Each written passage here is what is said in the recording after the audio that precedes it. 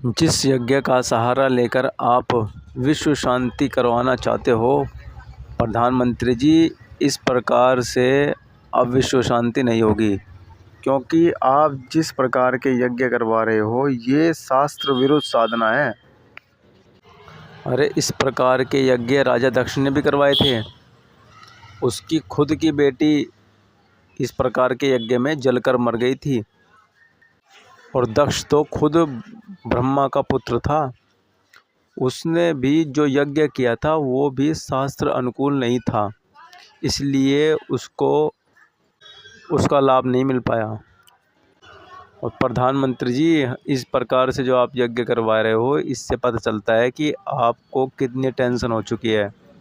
आप टेंशन में हो, पर इसका समाधान हम पहले भी कहते थे और आज भी हम बता रहे हैं कि इसका समाधान सिर्फ संत रामपाल जी के पास ही है, और वही शास्त्र अनुकूल साधना बता रहे हैं।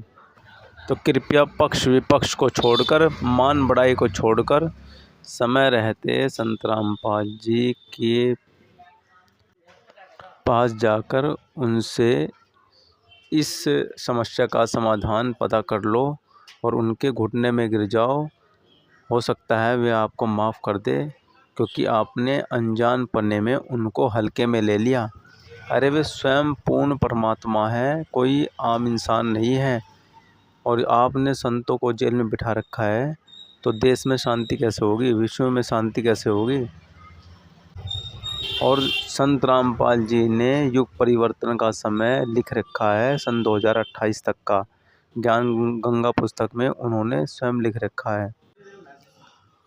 2028 से पहले हो सकता है यदि आप उनके शरण में चले जाएं और नतमस्तक होकर, कोई ऐसे नहीं कि भाई आप अपनी सीने को ऊंचा उठाकर जाए, नतमस्तक होकर आधीनी के साथ उनके चरणों में गिड़गिड़ाएं। हो सकता है संत रामपाल जी दया बख्श दे, अन्यथा इस देश की क्या पूरे विश्व की तबाही आपके आंखों के सामने है। और भविष्य मालिका में तो ये स्वयं सिद्ध कर रखा है कि भाई 64 करोड़ पूरे विश्व की जनसंख्या रह जाएगी, और इस सब के दोषी आप बनोगे। क्यों? क्योंकि आपको सब जानकारी है और आपने संतों को जेल में बिठा रखा है, खासकर संत रामपाल जी को आपने जेल में बैठा रखा है। तो समय रहते आप संत रामपाल जी के चरणों में चले जाएं और उनसे अर्ज करें।